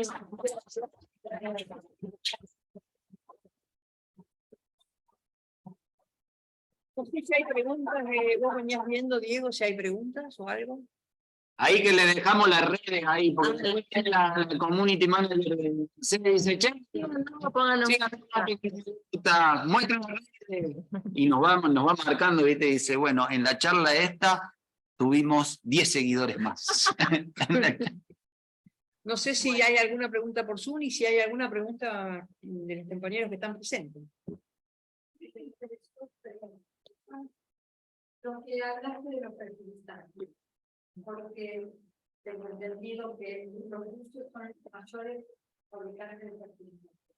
Ahora, con todo lo que apareció ahora de Palermo hay, que con todo lo que es el tema de vaca muerta, ¿no hay una facilidad para nosotros que Cualquier fertilizante necesita básicamente, por empezar, algún metal o algún producto básico con el cual vos conformás el fertilizante. Y nosotros, para los fertilizantes, digamos, que son commodities, los más comunes, no tenemos suficiente cantidad de recursos. Pero hay todo un programa que salió ahora, que se maneja desde la Subsecretaría de Milagros, que es sobre el tema de Proviar, que es el dinero que está poniendo el Estado para que emprendedores hagan desarrollo de bioinsumos, especialmente fertilizantes. Hay que empezar a trabajar eso, que no sea solamente los fertilizantes químicos. O sea, de cualquier manera, hay la posibilidad de hacer una inversión en fabricaciones militares, lo habíamos estado viendo en el año 2000, antes de la pandemia, después se pudrió todo con la pandemia, era que con muy poca inversión en fabricaciones militares se pasaban al doble de producción de Urial, que no alcanzaba todo lo que se necesita, pero digamos, hay elementos, no la cantidad suficiente, por lo tanto tenemos que abrir el espectro de los tipos de fertilizantes. Sí, me ibas a decir algo, Moni. Sí. Quería preguntar el tema, por ejemplo, de la marca, la información, el tema de los videos, todo esto. Ay, qué sucio. No se escucha. El fideicomiso, toda la plata, todo el subsidio. ¿Cómo no se...? Es que ahí hay una clara... Repetirlo de la pregunta porque... No dice, pregunta sobre el por qué, a pesar de los subsidios y de Estado en fideos, en harina, en aceite, el precio más que la inflación y claramente. A ver, está haciendo eco, bájame un poquito, bájame el retorno, siempre quise decir eso, bájame el retorno ahí hay claramente ahí es donde se ve la disputa de programas que hay. Claramente no es el programa que votó la gente en 2019, que era el programa de Cristina. La gente en agosto del 2019, donde le dimos una paliza en la urna a Juntos por el Cambio, Cambiemos, como se quiera llamar la derecha disfrazada de partido político, la gente votó volver a un programa nacional popular de distribución de riqueza donde ganen empresarios, pero la gente, los trabajadores y las trabajadoras también ganan. Evidentemente, quienes manejaron la economía argentina hasta la llegada de Sergio Massa, Matías Culfa y Guzmán, direccionaron otro programa, que era el programa del Fondo Monetario Internacional. Cuando se cierre el acuerdo inconsulto en las fuerzas políticas que conforman el Frente de Todos, con claridad es un mal programa. Y por eso el proceso inflacionario desde la llegada del Fondo Monetario Internacional a la actualidad no ha cesado. Por eso la reducción de los salarios se ve a partir del 2018 con mucha más fuerza cuando lo vemos en dólares, como lo mostró la Mary en la primera placa. Y ahí ves el componente de los grupos empresariales que con sus precios traccionan un programa político, porque la discusión de la inflación que se le decía a Cristina, había inflación también, porque en la Argentina va a haber inflación, porque hay un movimiento obrero organizado como columna vertebral del peronismo, que desde el año 1945, ese magnífico 17 de octubre, disputa la riqueza en la Argentina, mal que le pese al que quiera, y al disputar la riqueza en la Argentina, el movimiento obrero organizado lo que hace es tratar de que su salario nunca pierda ante el aumento del precio de los bienes y servicios. Es simple, la riqueza es una torta, se divide en ganancias de los empresarios, se divide en renta de los dueños de la propiedad y se divide en salario de los trabajadores, no hay otra vuelta. Eso es incluso hasta análisis de marxismo puro, es el componente de la riqueza. Entonces, en ese componente de la riqueza, si te aumentan los alquileres y tu salario no aumentó, ¿quién ganó? El dueño del departamento. Y vos perdiste plata para hacer otras cosas. Si te aumentan más rápido los fideos, la carne, el azúcar, ¿quién ganó? Los empresarios de los alimentos. ¿Y quién perdió? El trabajador. Entonces, pero el productor es básico a veces, porque el productor a veces no gana, no tiene que ver lo que pagamos con respecto al... No, ni hablemos. Esto es una disputa contra quienes producen y trabajan. Sí.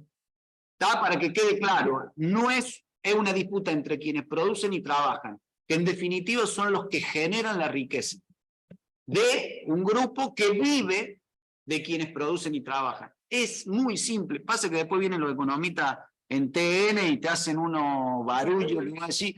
Me dijo superfragilístico, efialtidoso, y dice, qué palabra que dijo, qué inteligente que. ¿Entendiste algo? No entendí un poco, pero estuvo buenísima la palabra. Y nos confunden, por eso también en la tarea, como bien marcaba la Mary al comienzo de la charla, es ir, y como marcaba la Diana, la tarea que nos dio Cristina, vayan a explicar, vayan a informar, a dar los debates, hay que dar los debates, hay que hacer el esfuerzo de desarmar la fake news, pensar por uno mismo, porque si no, si vos no pensás por vos mismo, otro piensa por vos. Yo le agrego algo a esto, ¿no? Para mí hay una inflación, como está demostrado, que tiene una raíz de exprimir lo más que se pueda, ¿no? Porque por eso, ¿qué no dejas de consumir? No dejas de consumir esto, ¿no? O sea, la harina, el pan, eso no lo dejas de consumir. Entonces ahí, más allá del precio que pongas, no te voy a decir nada. Entonces, esa hay una base de exprimir.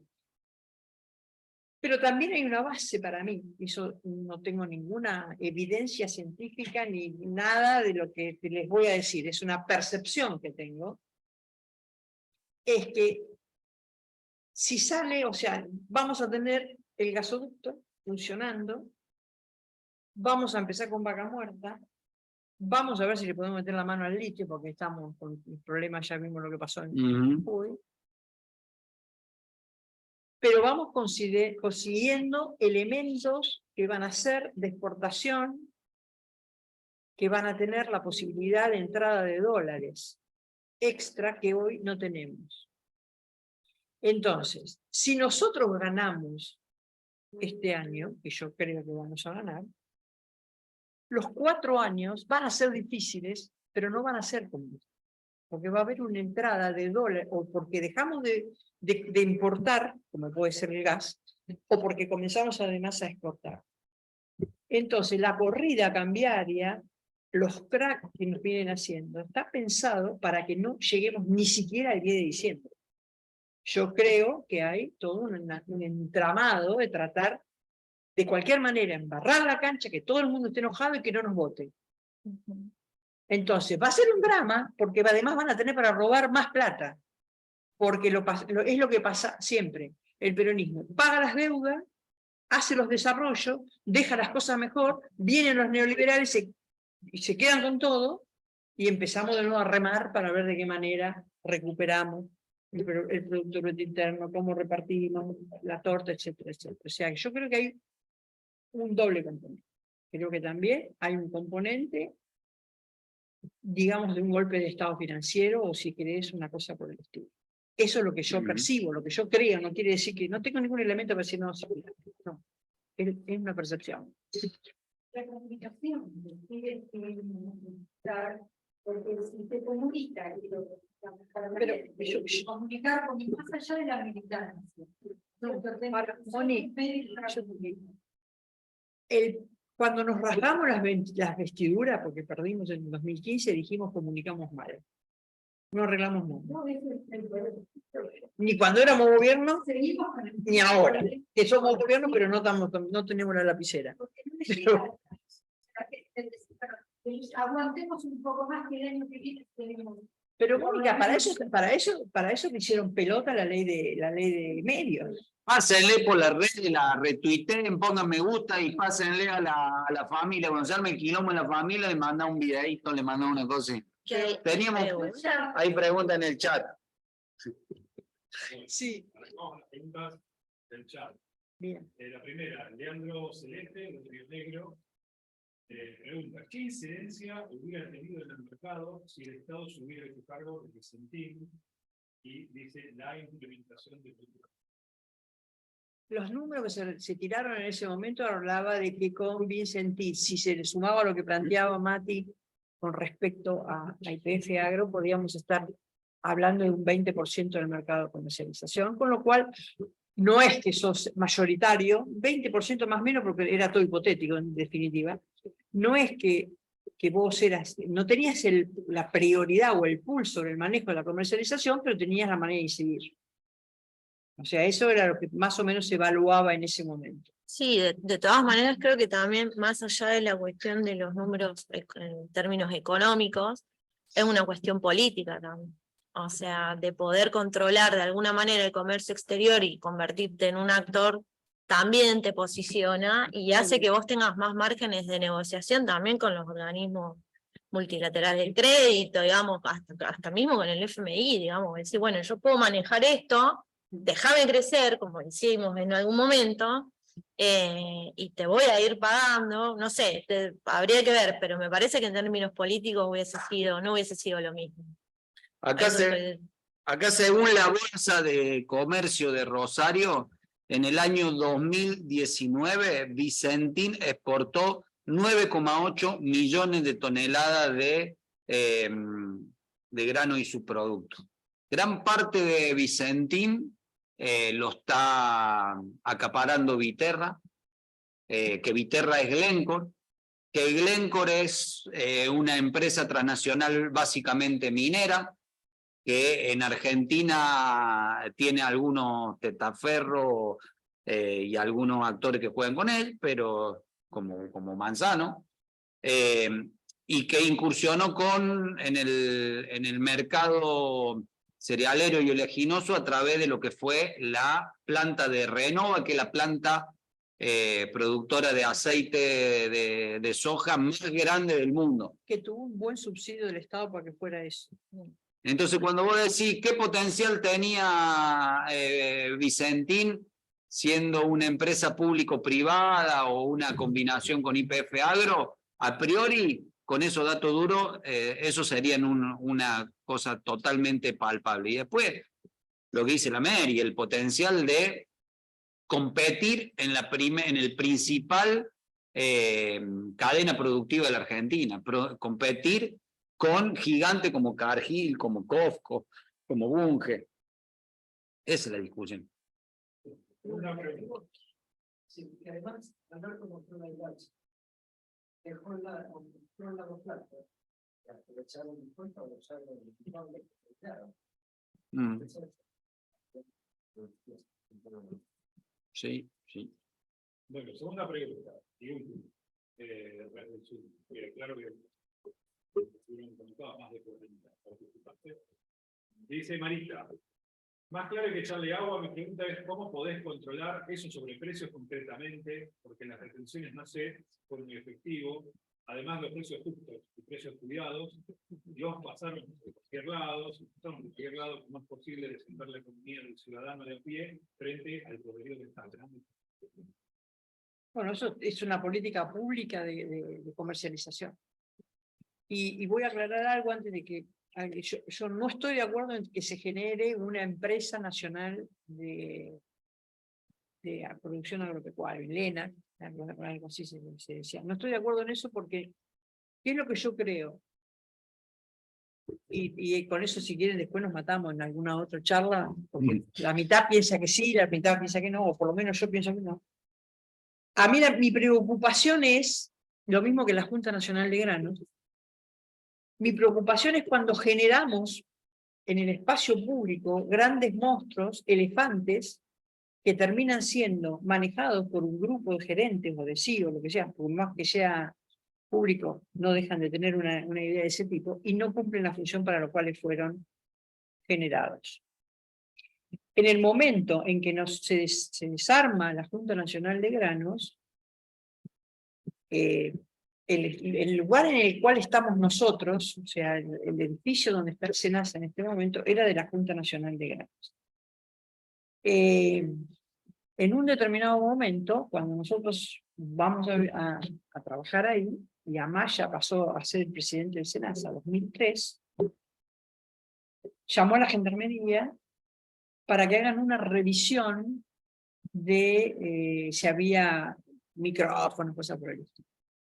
Después que hicieron la revisión, la gente, no, de Policía Federal, no Gendarmería, le dice, miren, encontramos micrófonos, ¿de qué año quiere saber? De la década del 30, del 40, por la tecnología, del 50, del 60, del 70, última no. ¿Por qué?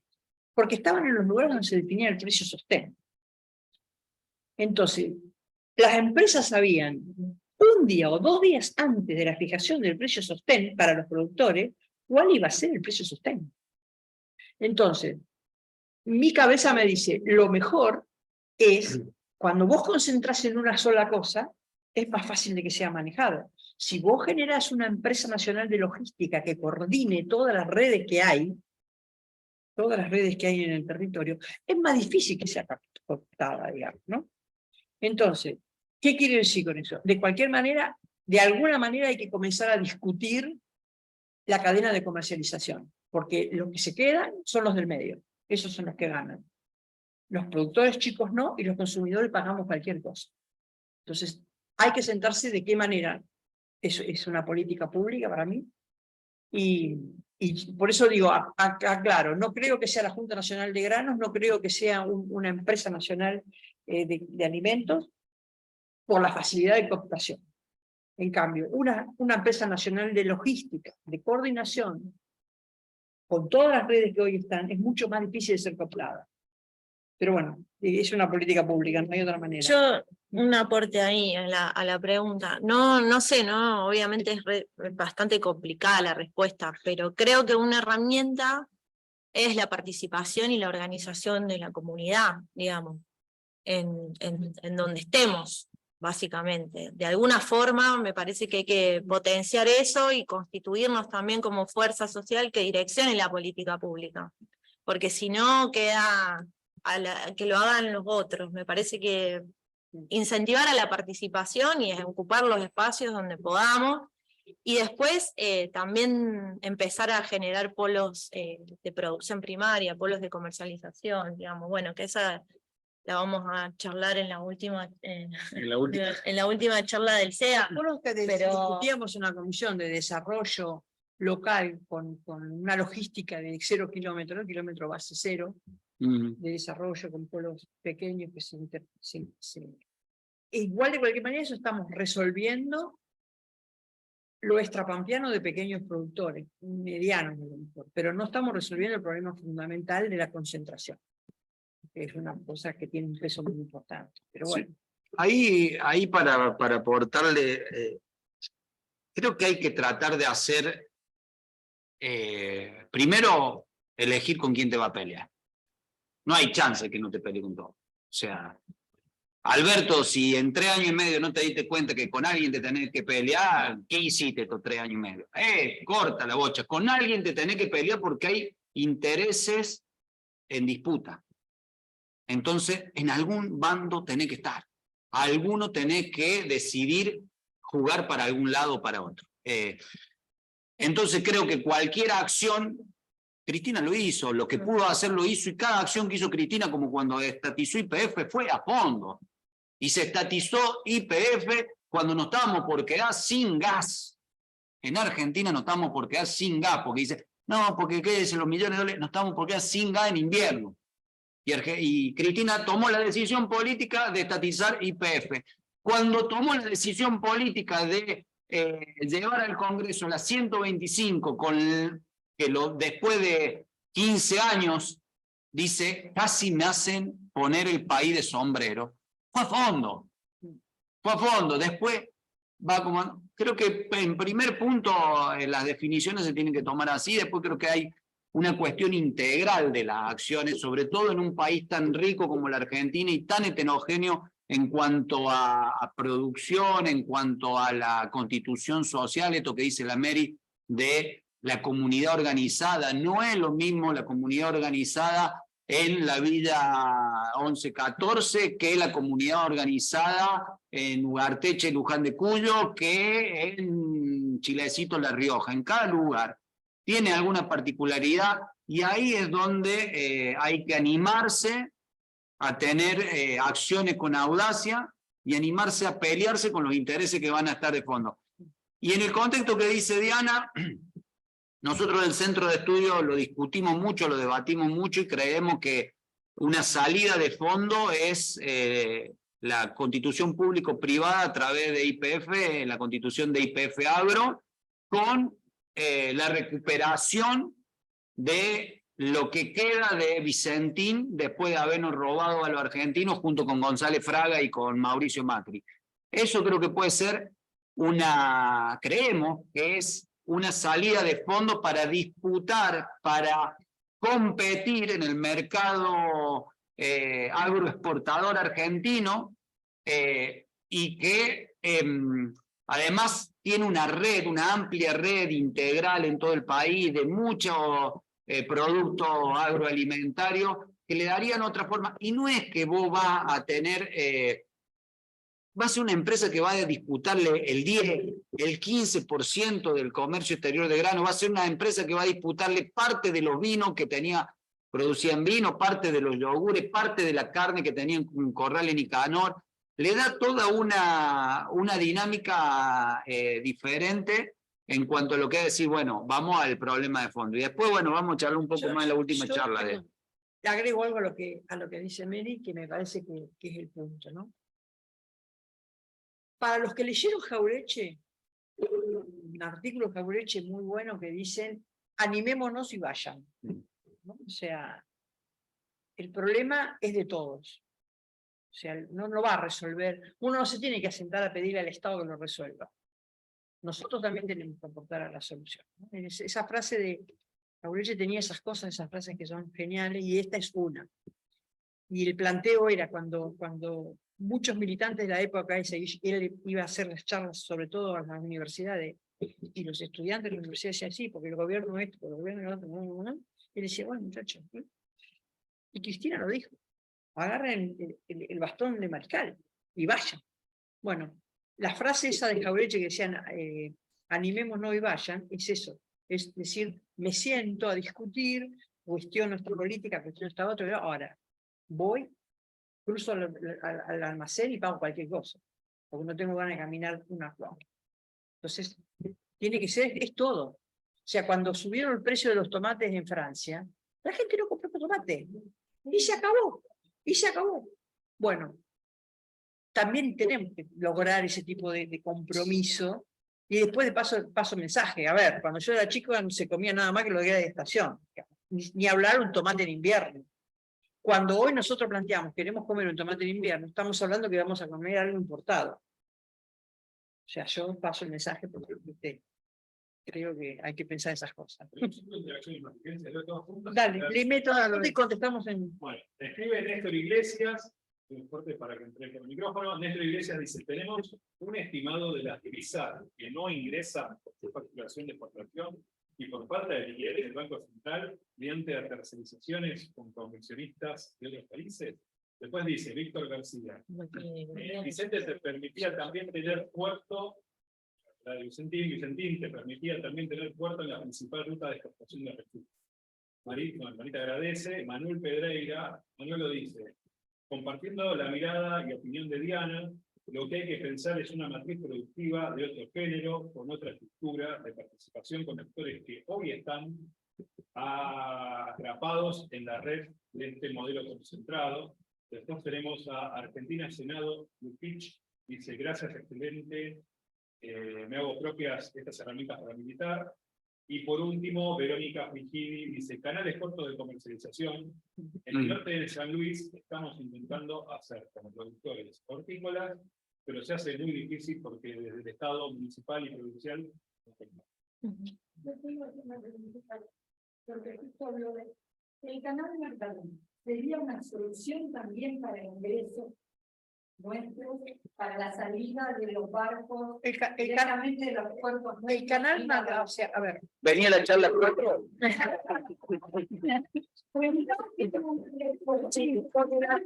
Así vienen. Nos invitamos a la charla 4 y será respondida esta pregunta. Les comento, las charlas que vienen son, la del jueves que viene, vamos por la carne, o sea, un análisis de las cadenas de carne, de las carnes más principales. La charla 3 tiene que ver con El dólar. el dólar y cómo opera el dólar, tanto en el campo como en el consumidor, la expectativa que se genera con un mercado tan chiquitito como el Perú. La 4 es la disputa por la Cuenca del Plata, que incluye el canal Magdalena. Y la 5, vamos a ver si empecemos a desarrollar lo que nosotros pensamos que debería ser un nuevo modelo agropecuario. Eso serían las charlas, como bien, son 5 jueves consecutivos. Así que bueno, le agradecemos al centro.